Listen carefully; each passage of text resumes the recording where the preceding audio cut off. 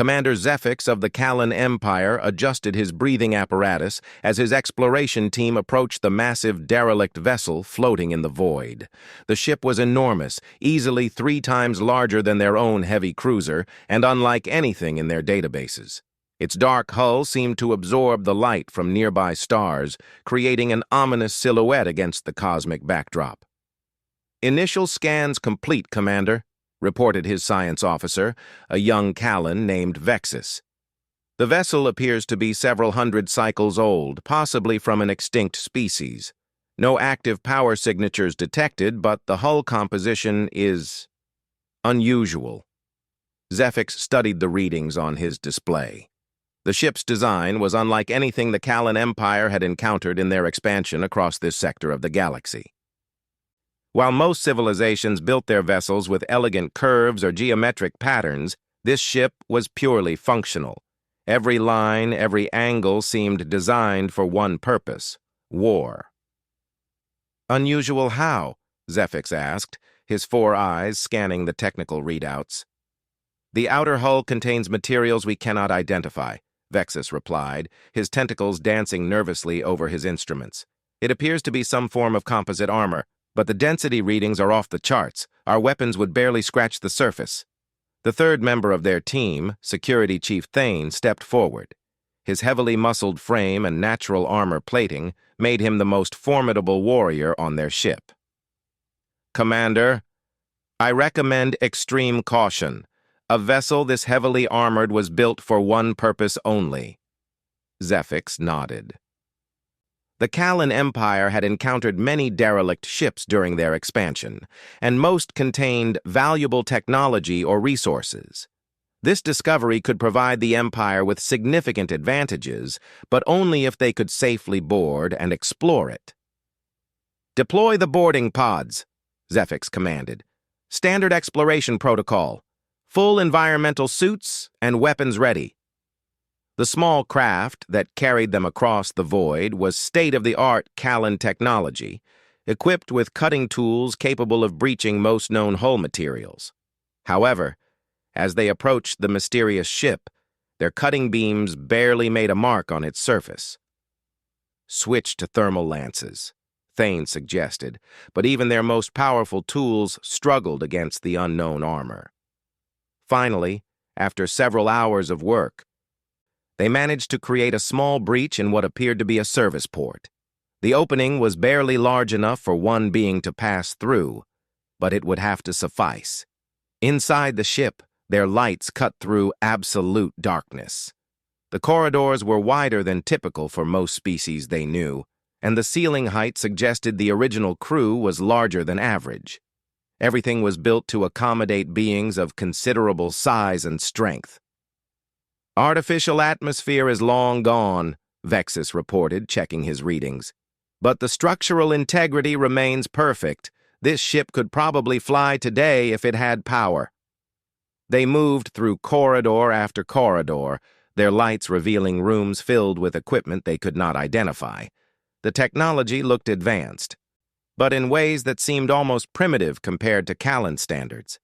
Everything was built heavy and solid, with manual controls and mechanical systems, where the Callan Empire used elegant energy fields and neural interfaces. "Look at these weapon mounts," Thane observed, examining what appeared to be gun emplacements. "These projectile weapons are massive. Who builds kinetic weapons this large when energy weapons are so much more efficient?" "Perhaps this species never developed proper energy technology," Vexus suggested. "Many primitive civilizations rely on crude kinetic weapons." Their exploration continued for hours. They found sleeping quarters designed for beings roughly 2 meters tall, mess halls with simple furniture, and engineering sections filled with mechanical systems that seemed almost ancient. Everything reinforced their impression that this was the vessel of a primitive, extinct species. It was in the ship's command center that they made their first disturbing discovery. The bridge was arranged in a circular pattern, with multiple control stations surrounding a central command chair. But what caught their attention were the displays that still showed faint power readings. Somehow, deep within the ship, something was still running on emergency power. "Commander," Vexus called out, his voice tight with concern. "I'm detecting a faint power signature from the ship's core. Something is definitely active down there." "Could be automatic systems," Zephyx reasoned. "Many ships maintain basic functions even when abandoned." They made their way toward the ship's engineering section, following the power readings deeper into the vessel. The corridors here were even more heavily armored, and blast doors lined the passageways. Whatever this ship's builders were protecting, they considered it extremely important. The engineering bay was vast, dominated by a central core that pulsed with faint energy. The technology here was different from what they had seen elsewhere on the ship. While everything else appeared primitive and mechanical, the core systems showed signs of advanced engineering. "This is impossible," Vexus whispered, studying his readings. "The core is running on some form of contained fusion reaction, but the efficiency levels are beyond anything in our databases. A reaction chamber this small should not be capable of powering a ship this large." Thane examined the security systems surrounding the core. Multiple redundant lock systems, biometric scanners, and what appears to be a self-destruct mechanism. The builders of this ship took security very seriously. As they investigated further, they discovered something that made their blood run cold. Embedded in the bulkhead near the core was a series of symbols and text in an unknown language. But what disturbed them was not the writing itself, but the images that accompanied it. The symbols depicted beings that looked remarkably similar to a species the Callan Empire had recently encountered in their expansion: humans.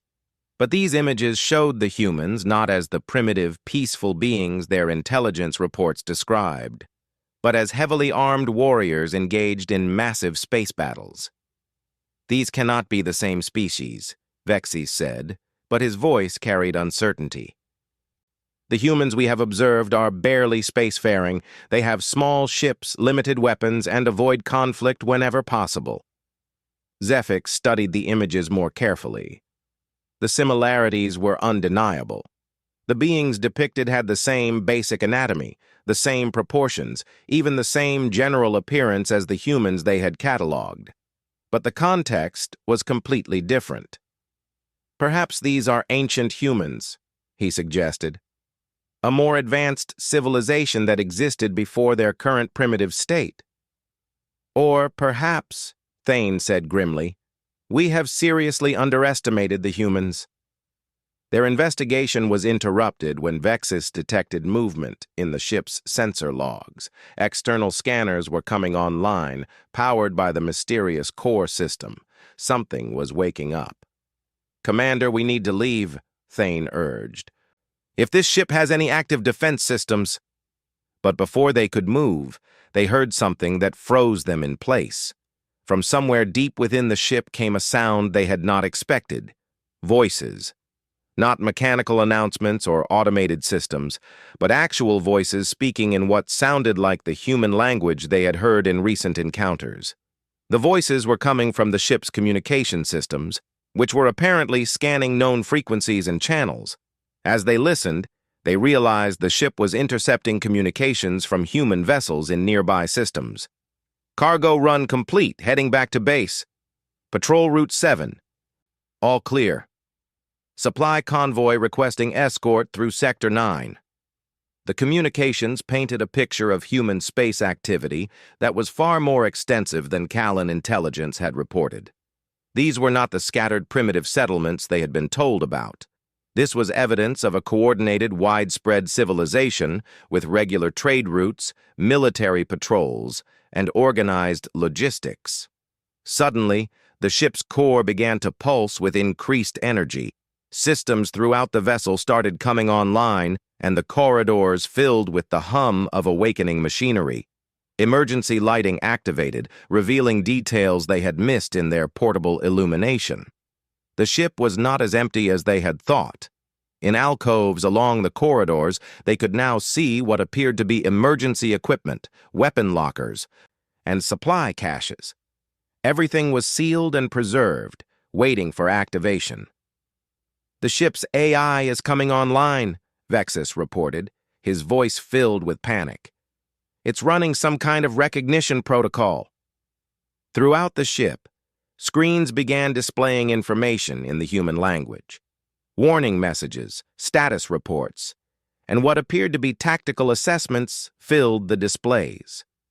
The ship was evaluating its situation, checking its systems, and preparing for something. Then they heard something that made their worst fears real. From speakers throughout the ship came a calm, mechanical voice speaking in perfect Callan. Unknown vessel detected. Crew composition: 3 Callan Empire military personnel. Threat assessment: minimal. Beginning standard security protocol. Please remain calm while identity verification is completed. The ship knew who they were. It could analyze their species, their military affiliation, and their threat level. The implications were staggering. This was not the vessel of a primitive species. This was advanced military technology, possibly more advanced than anything in their empire. "We need to get out of here now," Thane commanded, but as they tried to retrace their steps to their entry point, they found their way blocked. Blast doors had sealed automatically, trapping them inside the ship. "Emergency bulkheads are engaging," the ship's voice continued. "For your safety, please remain in designated areas while security verification is completed. This process requires biological authentication from authorized personnel." The screen nearest to them displayed a diagram showing a hand scanner near the ship's core. The message was clear. They needed human genetic material to proceed with whatever process the ship was initiating. "Commander," Vexus said, his voice barely a whisper, "if this ship requires human authorization and it's scanning for threats in Callan space, what do you think it will do when it completes its analysis?" Zephyx realized the horrible truth. This was not just a human warship. This was a human warship that had been placed here specifically to monitor their region of space. The humans had not avoided their territory because they were primitive or peaceful. They had avoided it because they had been watching it. The ship's core pulsed brighter. And more systems came online throughout the vessel. Weapon systems activated with mechanical precision, targeting arrays extended from hidden compartments, and defensive shields began charging with power levels that dwarfed anything their empire could produce. "Threat assessment updated," the ship announced. "Callan Empire expansion patterns indicate 73% probability of territorial conflict with human settlements. Activating defensive protocols. Requesting priority communication with nearest human command structure." Through the ship's external displays, they could see their own vessel outside, looking suddenly small and fragile compared to the awakening behemoth they were trapped inside. Their crew would be wondering why the away team had not reported in, but they had no way to warn them of what they had discovered.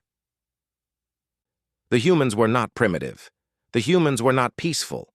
The humans had been watching them all along, and now they were activating military assets that the Callan Empire could not hope to match. As the ship continued its startup sequence, Zephyx realized that their expansion into human space had not gone unnoticed. Every move they had made, every colony they had established, every military assessment they had conducted had been observed by a civilization that possessed military technology beyond their comprehension. The ship was waiting for something. And from the communication traffic it continued to monitor, Zephyx had a terrible suspicion that human reinforcements were already on their way. The ship's awakening accelerated with each passing minute. What had started as a faint hum now became a symphony of mechanical precision as systems that had slumbered for decades came online with frightening efficiency. Commander Zephyx and his team found themselves witnessing the resurrection of a war machine unlike anything their empire had encountered. "Commander, energy readings are off the scale," Vexus reported, his instruments struggling to process the data. "The ship's fusion core is operating at efficiency levels that should be impossible. Our best reactors achieve maybe 60% efficiency, but this is showing 97%. Security Chief Thane examined the blast doors that had trapped them inside. The metal was seamless, and his portable scanner indicated it was several meters thick. These aren't just blast doors, they're vault-grade containment barriers. This entire section could probably survive a direct nuclear strike. The ship's AI continued its systematic activation protocol, each announcement more unsettling than the last. Weapon systems, online. Defensive arrays, charging. Communication systems, establishing quantum entanglement links. Stealth capabilities, standby mode. Stealth capabilities? Zephyx repeated. The implications were staggering. Their sensors had detected this ship only because it was dormant. If it had active stealth systems, human vessels could be anywhere in their territory without detection. The screens around them displayed tactical information that painted a picture of human military doctrine that was far more sophisticated than their intelligence had suggested. Star charts showed patrol routes, supply lines, and what appeared to be defensive positions throughout human space.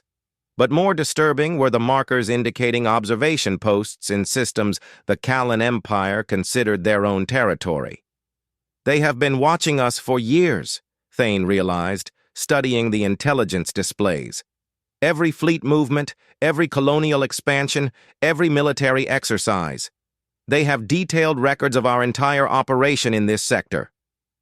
A new voice joined the ship's AI announcements, this one clearly human, and speaking their language with perfect fluency. Kalan Exploration Team, this is Captain Sarah Martinez of the Human Defense Initiative. Please respond to confirm your status and intentions. The three Kalans exchanged glances. A human was speaking to them directly, and somehow they had learned to speak Kalan perfectly. When had they made contact with their species? How long had this communication been possible? Should we respond? Vexus asked nervously. We may not have a choice, Zephyx replied. He activated his communicator. This is Commander Zephyx of the Kalan Empire Exploration Fleet. We boarded your vessel believing it to be a derelict. We meant no harm and request permission to return to our ship. There was a pause before Captain Martinez responded. Commander Zephyx, we appreciate your peaceful intentions. However, your presence aboard the surveillance platform has triggered automatic security protocols. For your safety and ours, you will need to remain aboard until our technicians can properly secure the vessel. Surveillance platform? Thane muttered. This is not just a warship. It's a spy vessel positioned to monitor our territory. The ship's displays updated with new information as external sensors detected approaching contacts. 3 vessels were approaching at high speed, their signatures unlike anything in Kalan databases. The ships appeared smaller than typical military vessels, but their energy outputs were massive. Human reinforcements arriving in 47 minutes, the ship announced. Prepare for standard diplomatic protocols. Captain Martinez's voice returned. Commander, we understand this situation is concerning for you. However, I want to assure you that humanity has no hostile intentions toward the Kalan Empire. We have been monitoring your expansion to ensure it does not conflict with our protected territories or our allies. Allies? Zephyx asked. What allies? The question was answered when the ship's displays showed a galactic map highlighting human space and their associated territories. The scope was breathtaking. What Kalan intelligence had identified as scattered human settlements was actually a vast network of colonies, outposts, and allied species territories that spanned multiple sectors. The Centauri Trade Federation, the Vega Defense Pact, the Alpha Centauri Mining Consortium, Captain Martinez listed. Humanity has been part of an interstellar community for over 2 centuries. We were surprised that your empire's expansion proceeded without any attempt at formal contact. Vexus studied the alliance map with growing horror. Commander, according to this, we have been expanding into territory claimed by at least 6 different species allied with humanity. If this information is accurate, we may have inadvertently committed acts of aggression against multiple civilizations. The ship's tactical systems activated displays showing recent Callan military activities. Colony ships, mining operations, and military patrols were all highlighted with assessment markers. Warning indicators appeared next to several operations that had apparently violated treaty boundaries or territorial agreements. Your mining operations in the Kepler 442 system have disrupted sacred grounds of the ethereal collective, Captain Martinez continued. Your military exercises near Wolf 359 crossed into Centauri Federation space 3 times last month, and your colonial expansion toward Proxima Centauri directly threatens our oldest ally settlements. This is impossible, Zephyx protested. Our intelligence reports indicated these systems were uninhabited or contained only primitive species. Commander, Captain Martinez said gently, who provided your empire with that intelligence? The question hung in the air like a death sentence. Callan expansion policy was based entirely on intelligence reports from their advanced scouts and surveillance teams. If that information was wrong, then everything they thought they knew about this region of space was wrong. The approaching human vessels came into visual range, and the external cameras provided the Callan team with their first look at active human military technology.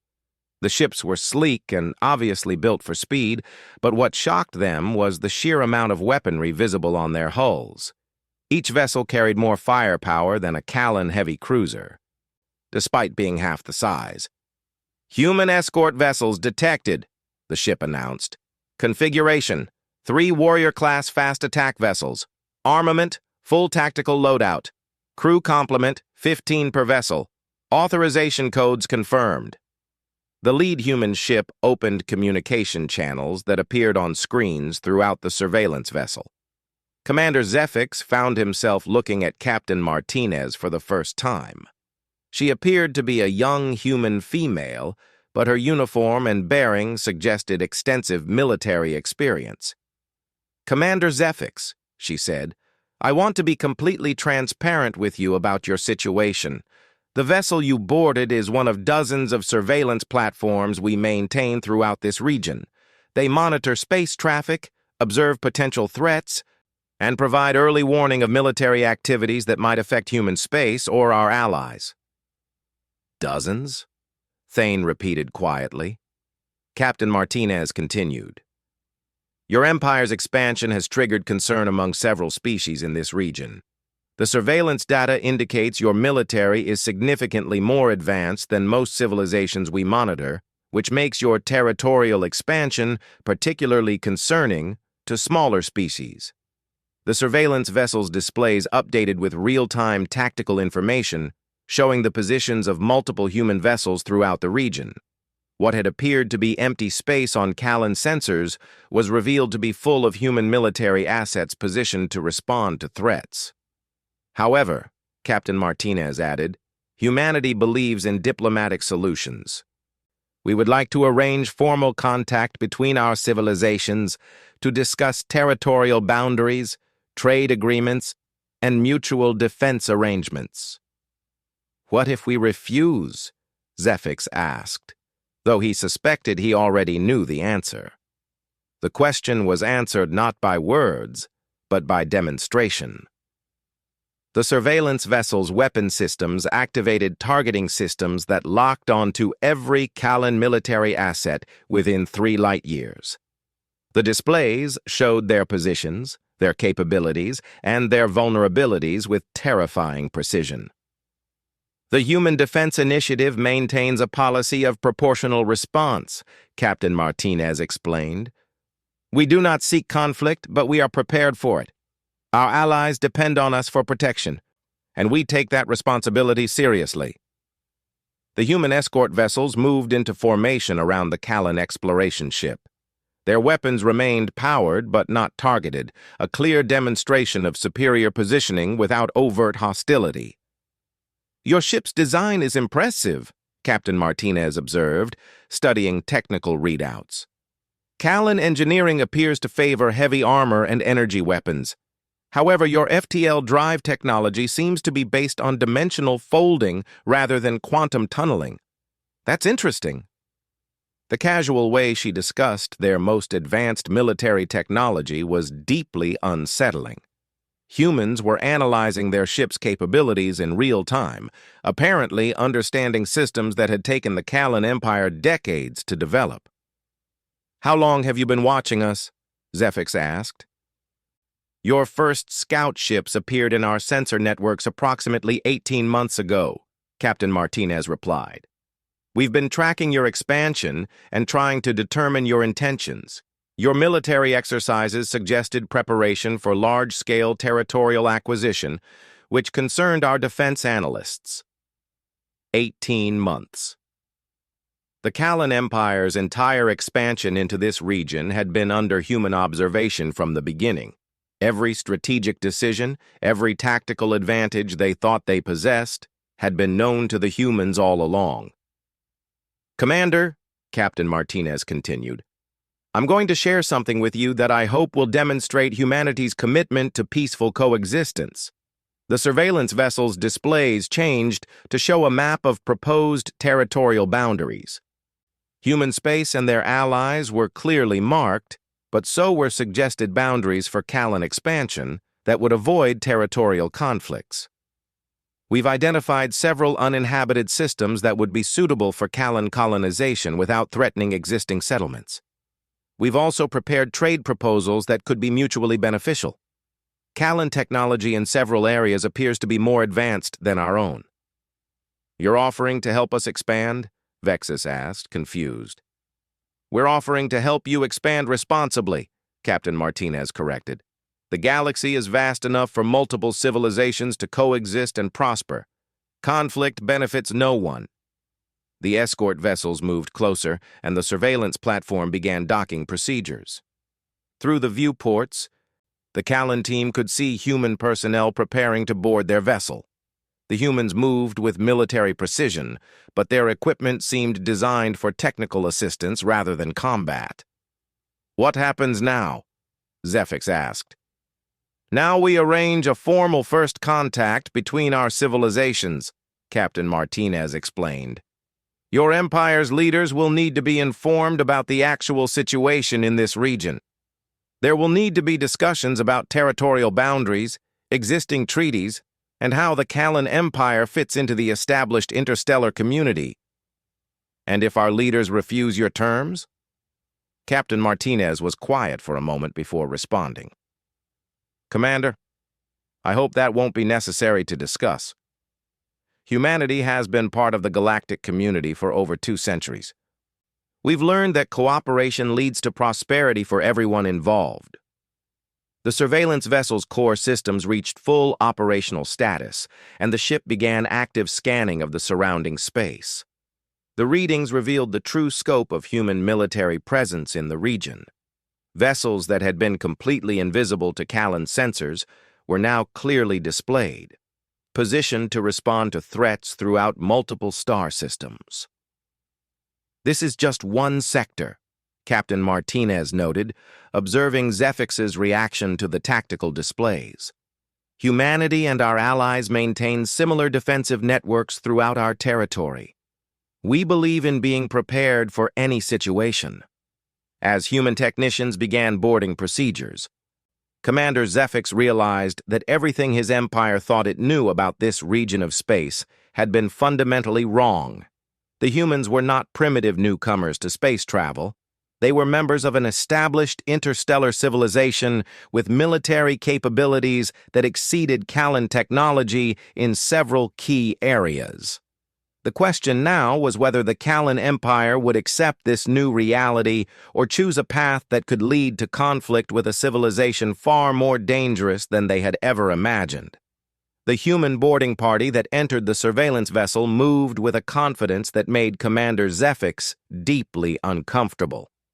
These were not the primitive beings his empire's intelligence reports had described. Every movement was precise, every action purposeful. And their technology was clearly superior to anything the Callan Empire possessed. "Commander Zephyx," Captain Martinez said as she stepped aboard the vessel, I want to personally ensure you understand the situation before we proceed with formal contact protocols.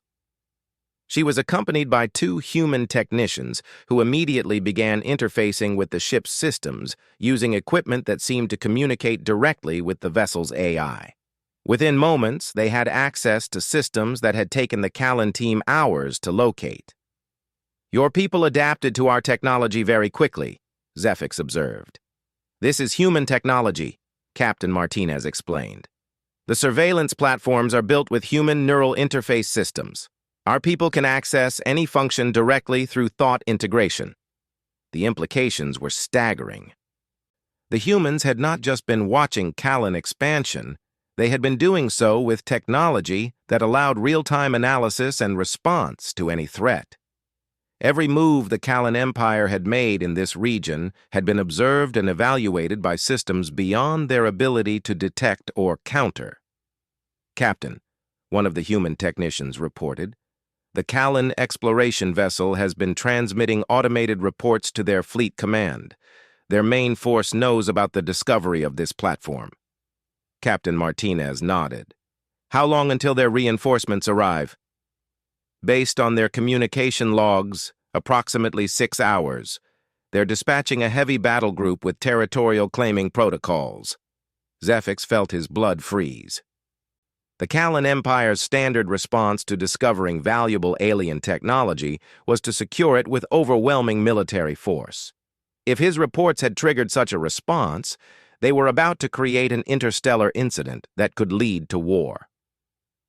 Captain Martinez, he said urgently, you need to understand.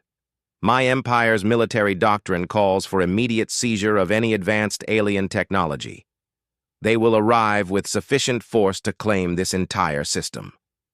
How many ships? She asked calmly. At least 12 heavy cruisers, support vessels, and a command dreadnought, Zephyx replied. Admiral Corvin leads the battle group personally. He has never retreated from an engagement. Captain Martinez activated her communication system. Command, this is Martinez. We have confirmation of incoming Callan military response. Estimate 12 plus capital ships arriving in 6 hours, requesting activation of full defensive protocols. The response came immediately. Acknowledged, Captain.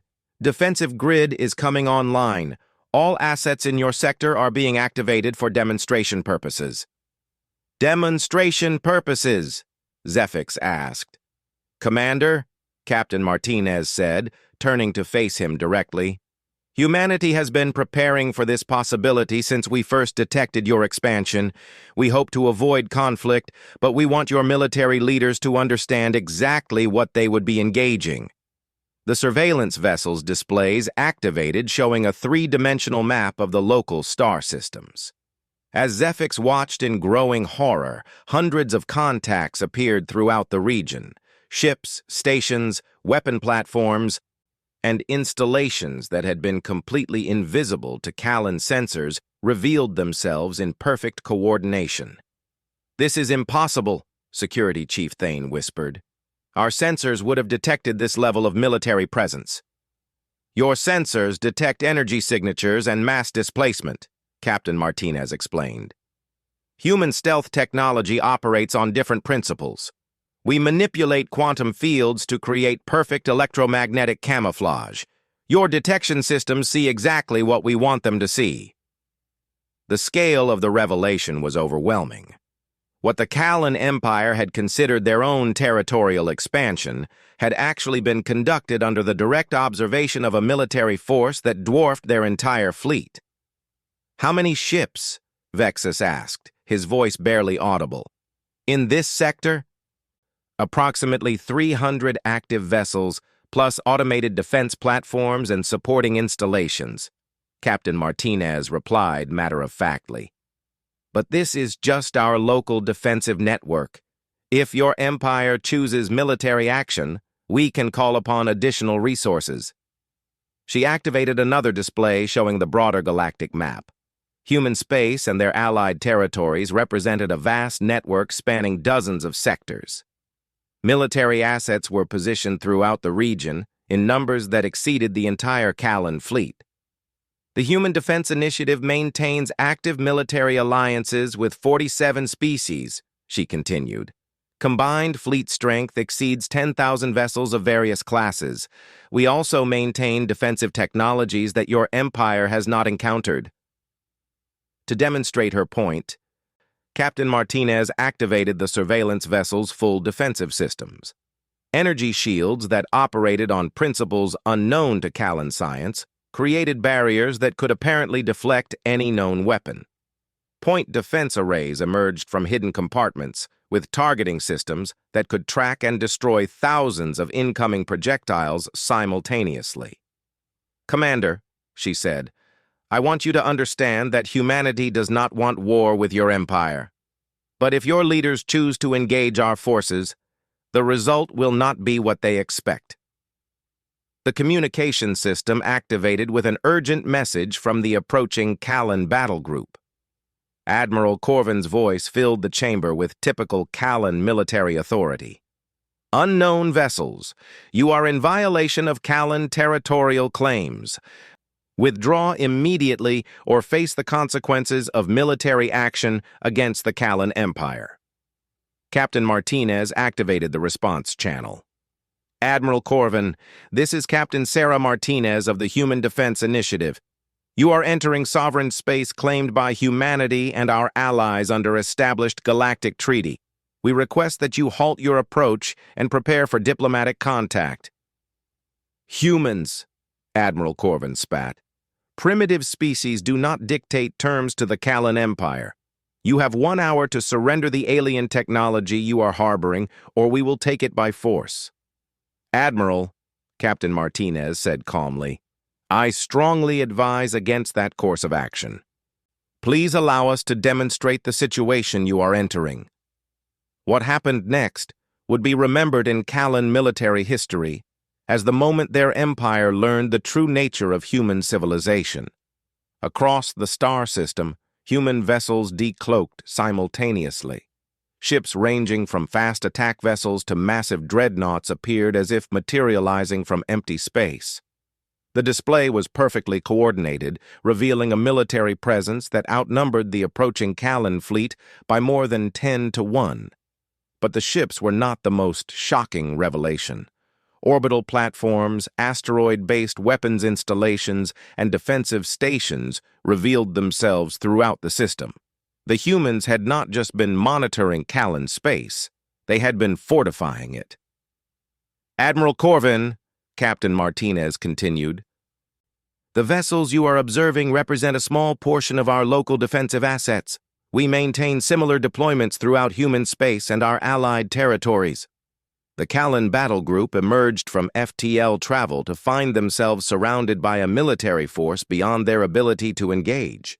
Admiral Corvin's dreadnought, the pride of the Callan fleet, looked suddenly small and vulnerable amid the revealed human armada.